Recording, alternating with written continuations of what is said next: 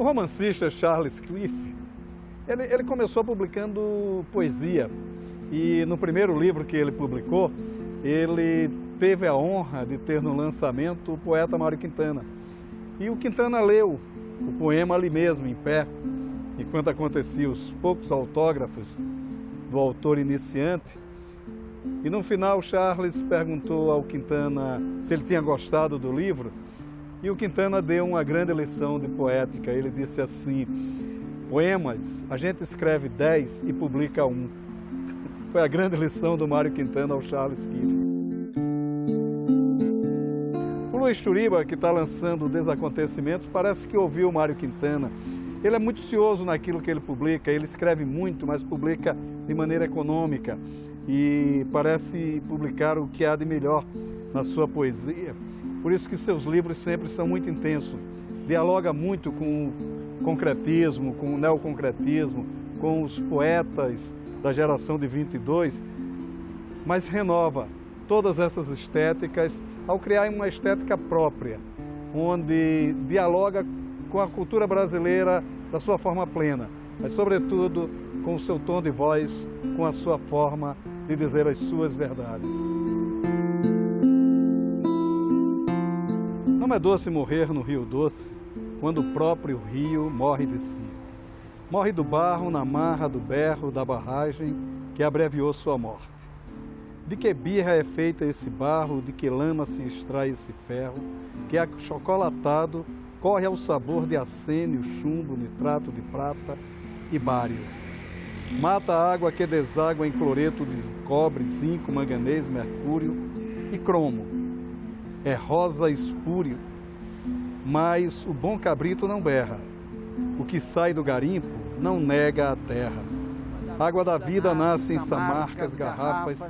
Quem bebeu o rio doce nem sequer regalou-se.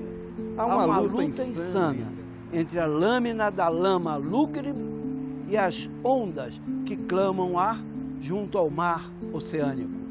O cortejo fluvial chega arrosado ao Atlântico, roda minério no rumo que o vento levar.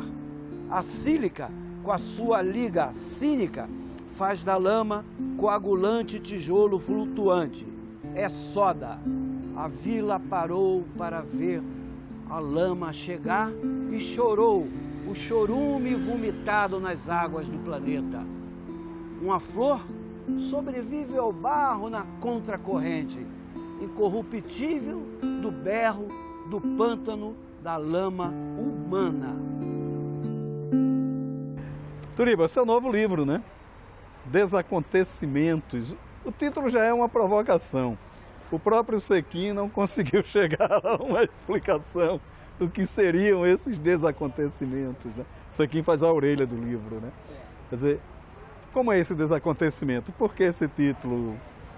Maurício, esse título, ele não tem nada a ver com a realidade do país de hoje. Eu comecei a escrever esses poemas em 2017, portanto, há 2 anos atrás, ou 2 anos e meio, quando eu vim fazer um trabalho em Brasília, editar a revista da Associação Médica. E eu sentia que nos rascunhos, quer dizer, eu tinha tinha um caderno de rascunhos, os poemas iam se desmontando, né? Tinha uma tendência a se desmontar, a se desagregar para se reconstruir depois. É um certo movimento que é muito comum aos poetas e muito comum à própria literatura. E eu terminei encontrando esse título, do Desacontecimento, com um poema, que é um poema que norteou todo o livro, né, que é esse poema do Desacontecências, que é o Sequim foi uma referência a ele, e ele foi publicado também no blog do Antônio Cícero, né? E eu peço até licença para você para dar uma... Desaconteci, lamentavelmente, tudo acontece para desacontecer em si. Anoitece para amanhecer, nascer, viver, crescer, morrer. tecer escrituras em silêncios, semânticas de pura seda, desconstruir óbvios, reconstruir amálgamas, experimentos ordinários, holografias d'almas. Então, essa era a essência da coisa. Desconstruir e reconstruir de uma nova maneira. O livro ele está dividido em 4 grandes partes. Na verdade, são espaços. Estações. Exato. Né? Vamos falar um pouco sobre cada uma delas, né? Vamos. Quer dizer, como é que elas se alinham e como é que elas se irmanam de qualquer forma. Há um diálogo muito grande entre elas, né? O primeiro é o desacontecimentos extraordinários, não é? É daquelas coisas que... Aí está muito ligado à minha raiz modernista, a uma coisa que pode ser passadismo, mas que me pertence, está um pouco na minha poesia. Até chamado poema piada, o poema que brinca com as palavras, que é uma coisa muito característica da sua poética, né? A rocha é a sexualidade das pedras, por exemplo. A rocha, a racha, que racha, a rocha. Alguma coisa extraordinária como uma barata que você percebe uma barata daquelas bem cascudas em cima das pedras portuguesas caminhando para o Copacabana Palace. Uma contradição, um paradoxo incrível. Mas a poesia vem desses olhares surpresas, que surpreendem, que causam um certo impacto. Agora, o livro tem uma coisa que me chamou uma atenção. Não é saudosista, mas é uma certa nostalgia, uma certa saudade, né? Você fala das suas andanças por Londres, das suas conversas com Manuel de Barros, que são conversas quase passadistas, né? Uma coisa assim.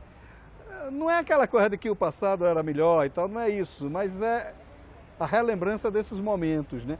O livro está permeado com isso, né? Por exemplo, eu conto um episódio, há um poema que é quase um cordel, que chama Antônia, que é uma lembrança de uma figura que teve um papel surpreendente nessa república, Dona Antônia, secretária do ex-presidente Tancredo Neves. Voltei a Dona Antônia, voltei a este episódio, quando eu estive, no ano passado, fazendo uma visita a um certo roteiro histórico de Minas Gerais. E eu, quando cheguei em São João del Rei, eu fiz questão de ir na igreja matriz revisitar o túmulo onde Tancredo está enterrado. Porque eu era jornalista da época, trabalhava no Jornal de Brasília, cobria a campanha inteira do Tancredo e me lembro da Dona Antônia tentando entrar no cemitério. Então eu me coloquei, o poeta se coloca a serviço daquela saudosa, da exclusão. Não podia ficar de fora. Então o poeta dá o braço e adentra o cemitério com ela para ver aquele espetáculo do pedreiro, né? Então é um pouco de lembranças do passado. Tanto é que eu chamo essa parte dos desacontecimentos acontecidos, né? Que é a história da entrevista da Bric-a-Brac com o velho Manuel de Barros, né? Uma história lindíssima. As pessoas leem a entrevista tem um valor em si, mas como nós conseguimos chegar ao nível de ter uma entrevista histórica e com o aval de quem que nos encaminhou, quem era o cara que disse, olha, tem um poeta ali em Mato Grosso chamado Manuel de Barros, que ninguém conhece, vocês precisam ir lá, que foi o caso do Reinaldo Jardim. Tem outro que, quando a entrevista ficou pronta, depois de 6 meses de troca de carta, nós mostramos para o Antônio Oás, o dicionarista, e que na época ministro da Cultura. Nós tivemos um ministro da Cultura chamado Antônio Oás, e o Antônio Oás dá um aval, é um documento importante. Então tudo isso eu fiz para uma palestra que eu fui convidado a proferir no Instituto de Letras Fluminense, num colóquio sobre revistas literárias.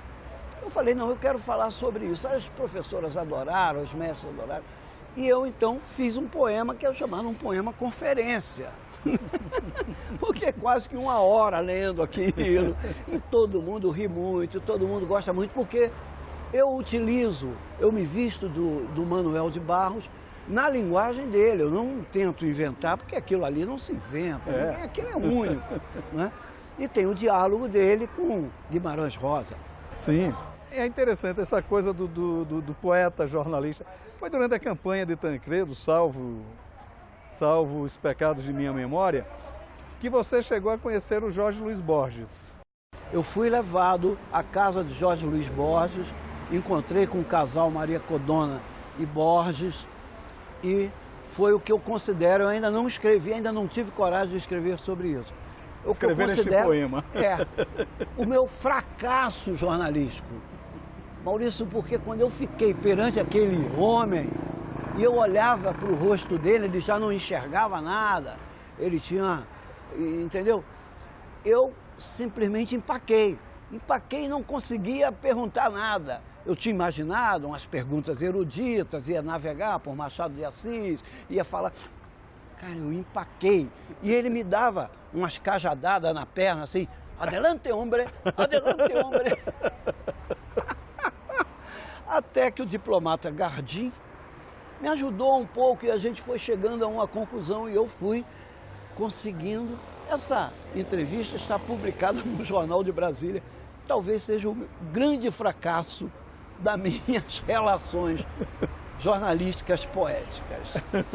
Mas foi uma experiência interessante, né? Foi incrível, porque eu tenho fotos com ele, eu ganhei um livro autografado dele, obras completas, um calhamaço assim.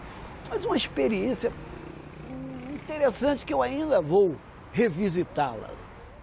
Queria querer menos, amar o mundo, mas meus olhos enchem e vazam, alagando tudo.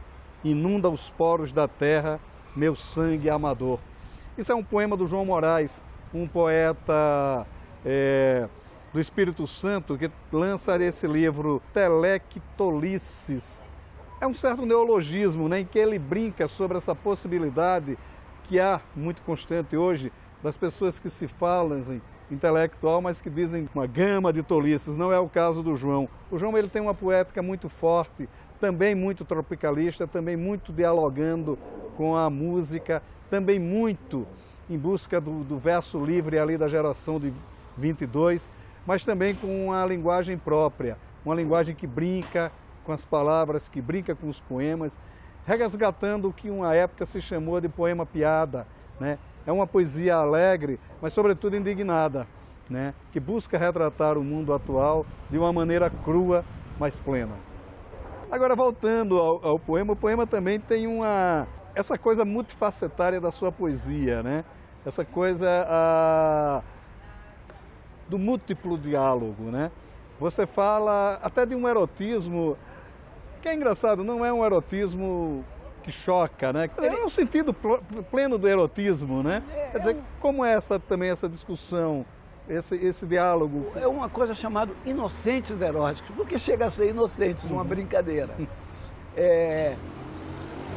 Eu e Luca, minha companheira, minha namorada, que me acompanha nessas aventuras já há algum tempo, desde que eu fui para o Rio de Janeiro, nós tínhamos um caderno que a gente, de vez em quando, anotava coisas, ia anotando e tudo.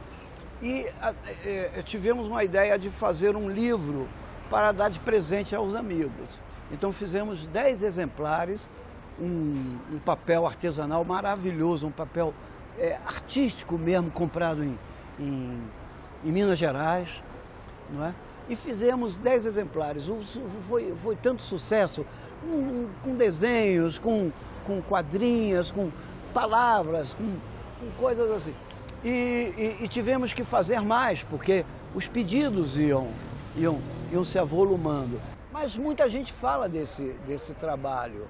E eu então resolvi publicar 10 desses plaquetes no atual livro, chamando de Desacontecimentos Eróticos. E mais importante ainda, falando sobre desacontecimentos, são aqueles desacontecimentos sentinelas, onde aí sim, eu acho que é a parte central do livro, onde eu falo dos sentimentos do mundo. E recentemente, numa conversa entre amigos, num recital entre amigos, a poeta Maria Lúcia Verdi, aqui de Brasília, foi ler um desses poemas que é chamado Travessia. É isso que a gente vê diariamente e já não se choca, acha natural. Eu acho isso um absurdo. Aqueles navios repletos com 300, 400 refugiados tentando chegar numa parte rica do planeta, fugindo de guerras, fugindo de perseguições e sendo tragados pelo mar. Isso é uma coisa que é um absurdo. E ela foi ler esse poema, ela parou no meio porque as lágrimas não permitiram. Então, essa parte dos sentinelas, que a gente fala, está sentinela, está vigilante, está na resistência, não na resistência política, não falamos disso, falamos de uma resistência humanitária, uma resistência de ter o sentimento da celebração. Essa questão é interessante. O Goulart fez muito isso, Afonso Romano de Santana também, que é o poema diante da tragédia, né? Quer dizer, o poeta chocado diante da realidade e ele reage com poesia, né? Isso é muito frequente na sua obra também. O próprio Drummond, não é? O próprio Drummond, essa questão dos... Solte Nara Leão, senhor, como é? Senhor capitão, solte Nara Leão. É um poema do Drummond. E o que ele escreveu sobre as mineradoras, né? Retalhando as montanhas de Minas e a questão... Então, isso é um problema, são temáticas que o Drummond já havia escrito. Só que eu fui lá e dei a minha interpretação, né? Para aquele mar, um mar de veneno, um mar de minérios, arrasador, arrasando cidades, arrasando comunidades de pescadores, porque é uma vida a pessoa. Aí voltou a se repetir. Recentemente voltou a se repetir com Brumadinho. E o livro acaba ganhando uma atualidade também. O poema que fecha o livro, né? De vez em quando viro árvore, né? De vez em quando eu viro árvore. Sou selva una, querem-me tora, se viva verde, se morta, dólar. Que coisa mais atual. Isso entrou quase que por acaso na última hora. O editor, Jorge Viveiro de Cá, não tem foto, não tem nenhuma foto e tudo. Você não quer apertar aqui pra gente? Ele gosta de colocar uma foto do autor na orelha e tudo. Mas estava tão bem a orelha aqui, você quem escreveu tudo isso. Falei, não, eu tenho uma foto, e tem 4 páginas sobrando aqui, não pode ser aqui no final? Ele falou, pode. Eu tinha essa foto que foi feita no aterro do Flamengo, eu no meio de uma árvore, assim, com a cabeça, bem gaiata, mas uma foto poema. Também tem disso, eu achava essa foto, também foi feita pela Luca. E só que eu tinha esse verso num outro livro passado, no Cadê, um livro muito antigo. Mas a coisa continua. De 98. De 98. E parece que foi feito para as atuais queimadas amazônicas. Mas naquele tempo já se queimava a Amazônia. Essa coisa da queimação da Amazônia é antiga. 20 anos, né? Agora, esse poema longuíssimo, que é um poema em prosa, né? Já que tem a prosa poética, então, que é O Dom de Andar em London, né? Quer dizer, é quase que uma crônica, e é uma crônica da solidão, né? Da solidão, você está numa das maiores metrópoles do mundo, convivendo com pessoas, né? Você fala de vários personagens, estudantes como eu, estudantes estrangeiros. Eu convivia com um japonês. Era crente que o Tom Jobim era americano. Ele ficava indignado quando eu dizia que o Tom Jobim era um brasileiro. E só se convenceu quando eu cantei Garota de Ipanema em português. E eu me lembrei dessa lembrança de como era importante eu ter na minha cabeça, ter decorado antes London, London, de Caetano Veloso, para poder andar. Parece que Londres foi uma cidade feita para você andar a pé, né? Como Tóquio também, como as grandes cidades, você só conhece elas andando a pé. Você já teve a a sensação de se perder em Tóquio. Você vai andando, daqui a pouco você não sabe onde é que você está, mas também você não consegue ler placa nenhuma. O que deve ser terrível. Maravilhoso.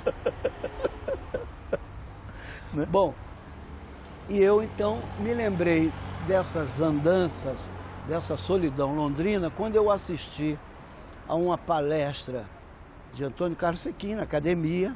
A Academia faz muito desses seminários assim. A poesia e as cidades. Então tinha uma lá que era justamente Caetano Veloso e as cidades presentes na música de Caetano Veloso. E tudo isso me despertou aquela coisa de como essa música me pertenceu, como essa música me fez enfrentar, durante 6 meses que eu vivi lá, fazendo um curso de inglês, a solidão de estar cercado de gente, mas estar ao mesmo tempo só. Agora, interessante isso, a sua poesia, você é letrista também, né? Então, ela dialoga muito com essa questão da música, né? Tem sempre referências musicais, sobretudo do pós-tropicalismo, do a partir do tropicalismo, né? Embora você fale muito do samba tradicional também, né? Mas, enfim, como é essa conversa com a música? É permanente. A conversa com a música é uma coisa permanente. Aliás, a poesia adentrou em mim através da música. Outro dia eu escrevi isso, no Dia dos Pais. Eu escrevi um pouco sobre meu pai, os ensinamentos dele. Ele era foi redator do Correio Brasiliense e do Jornal do Brasil.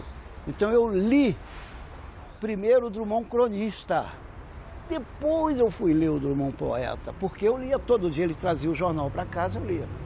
Mas foi na época dos festivais, você com 17, 18 anos, aquela muvuca acontecendo que está presente no meu poema 68, que a poesia, especialmente a poesia de Chico, de Caetano, de Milton Nascimento, do Gilberto Gil, do Paulinho da Viola, entrou em mim. E entrou para nunca mais sair.